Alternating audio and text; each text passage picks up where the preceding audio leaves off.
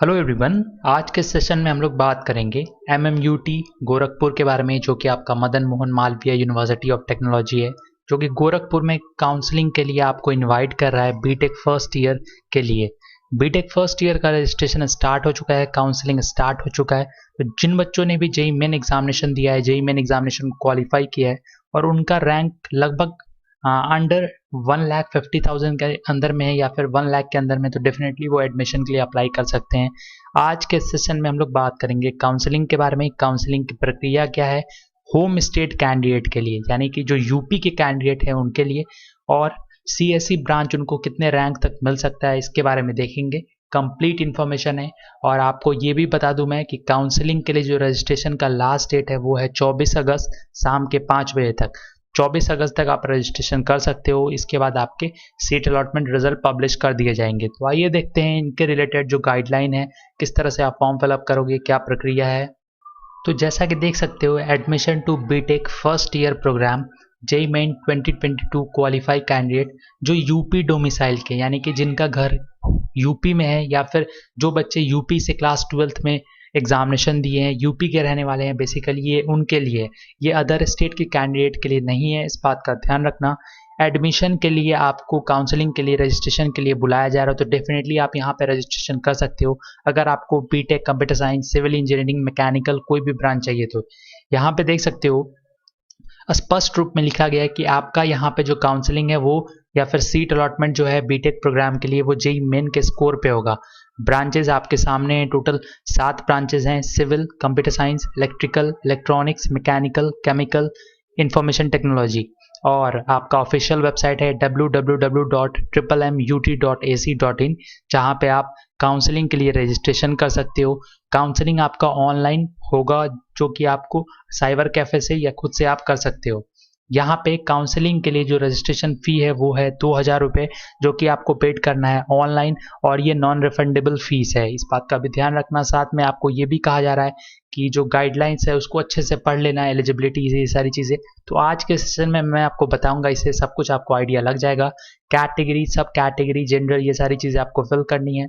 और एकेडमिक्स, यानी कि क्लास 12th में आपके कम से कम 55% मार्क्स होने चाहिए। अगर आप SC/ST कैटेगरी से बिलोंग करते हो तो 50%।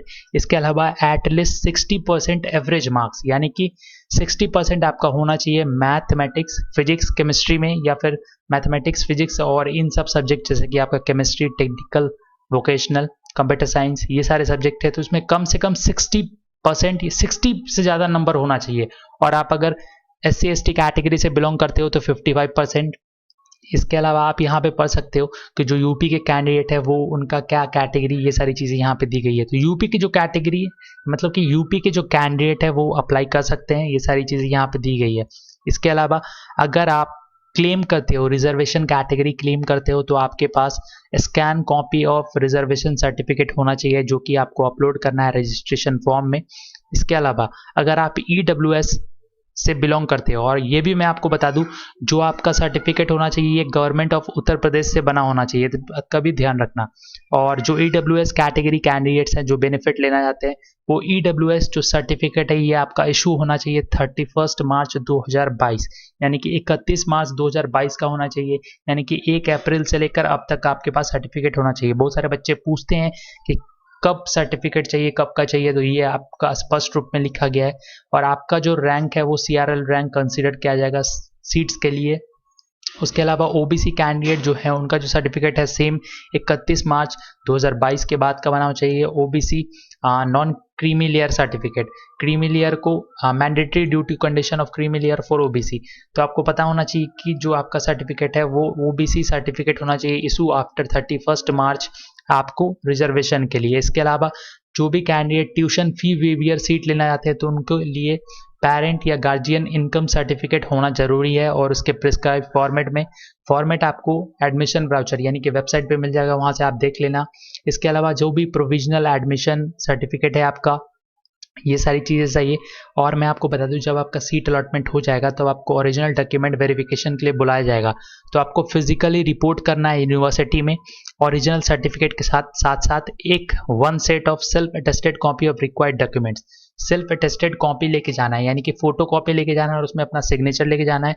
ओरिजिनल लेके जाना, साथ में एक सेट फोटो कॉपी लेके जाना और उसमें अपना सिग्नेचर, जितना भी आपका ओरिजिनल सर्टिफिकेट है। जैसे कि इसमें लिखा हुआ है, सबसे पहले तो आपको अपलोड करना है क्लास 12th का सर्टिफिकेट, और अपलोड करने के बाद देख सकते हो candidate must upload the scan copy of original marksheet class 12th का। ये सारी चीज़ें आपको करनी है, ठीक है, इस बात का ध्यान रखना, और जो भी सर्टिफिकेट होना चाहिए वैलिड होना चाहिए।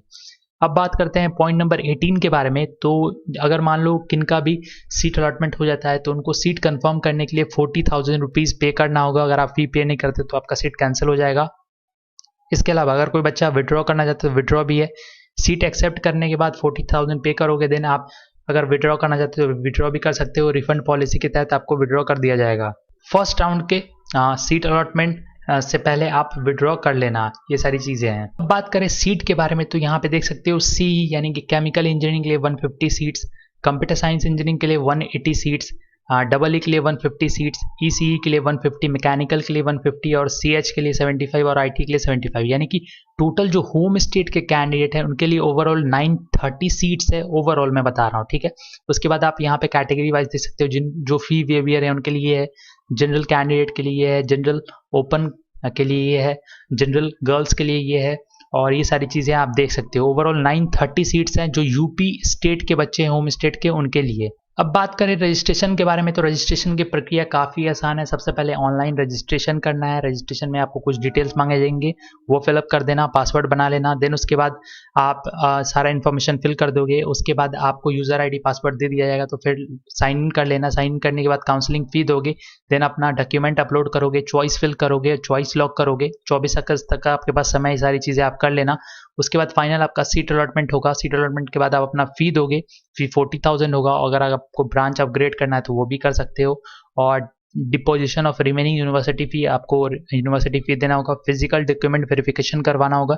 ये सारी चीज़ें आपको करवानी होगी। उसके बाद बात करें शेड्यूल की, तो शेड्यूल यहाँ देख सकते हो 12 अगस्त से लेकर 24 अगस्त तक के आपके पास समय है ऑनलाइन रजिस्ट्रेशन का, काउंसलिंग फ़ी पेमेंट का, चॉइस फिलिंग का, चॉइस लॉगिंग का और डॉक्यूमेंट अपलोड का। और उसके बाद फर्स्ट राउंड का जो सीट अलॉटमेंट है, यहाँ पे देख सकते हो first round seat allotment, round 1 seat allotment, display of seat result 15 सितंबर को आ जाएगा। उसके बाद ऑनलाइन फ़ी पेमेंट करना है आपको 15 सितंबर से 25 सितंबर के बीच में, ये सारी चीज़ें होगी। फिर सेकेंड राउंड का जो सीट अलॉटमेंट है ये 27 सितंबर को पब्लिश किया जाएगा, और 27 से 30 सितंबर के बीच में आपको अपना ऑनलाइन फ़ी देना है सीट कन्फर्म करने के लिए। और राउंड थर्ड के लिए सीट अलॉटमेंट जो है ये 3 अक्टूबर को डिस्प्ले किया जाएगा, और 3 अक्टूबर से 6 अक्टूबर तक आप सीट कंफर्म कर सकते हो। और अनाउंसमेंट लेटर, ये सारी चीज़ें आपको बाद में कंफर्म कर दी जाएगी।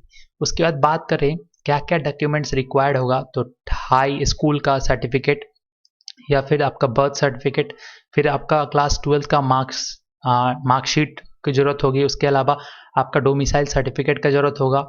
देन उसके बाद देख सकते हो candidate who have pass class 12th examination from UP need not to upload domicile certificate, जो यूपी से पास किए उनके लिए डोमिसाइल सर्टिफिकेट नहीं चाहिए। इसके अलावा अगर ट्यूशन फी वेवियर लेते हो तो वो सर्टिफिकेट चाहिए होगा। EWS certificate, OBC certificate, SC ST certificate, PWD certificate, फिर उसके अलावा आर्म फोर्सेस कैटेगरी हो तो वो चाहिए। ये सारे सर्टिफिकेट्स आपके होने चाहिए। इसके अलावा candidate who had not registered with within stipulated time in spite of having good merit rank, तो उनको कंसिडर नहीं किया जाएगा, तो इस बात का भी ध्यान रखना। तो ये सारी चीज़ें इंपॉर्टेंट है जो कि मैंने आपको बताई है। इसके बाद बात करते हैं रैंक के बारे में, कितने रैंक तक बच्चों का एडमिशन मिल सकता है।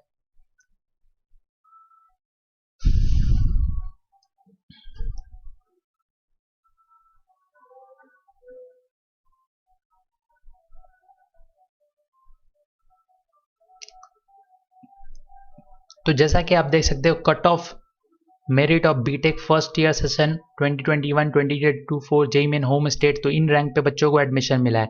सिंपली अगर जनरल कैटेगरी ओपन रैंक के बारे में बात करें कंप्यूटर साइंस के लिए, तो ये आपका 49,881 पे मिला है। ईसीई में 62,913। इसके अलावा फी वेवियर की बात करें तो सीएसई आपका 45,000 पे मिला है 630, और ईसीई 63,378। आईटी के लिए 54,007।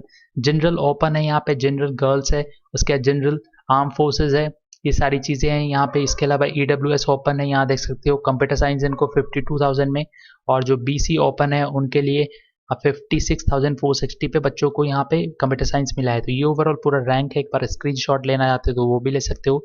इसी रैंक पे आपका काउंसलिंग किया जाएगा और हम इसके बारे में सब कुछ आपको बताएंगे। इसके अलावा जो अदर स्टेट कैंडिडेट है उनका देख सकते हो, कंप्यूटर साइंस के लिए 56,000 तक रैंक चाहिए और इसी के लिए 80,140।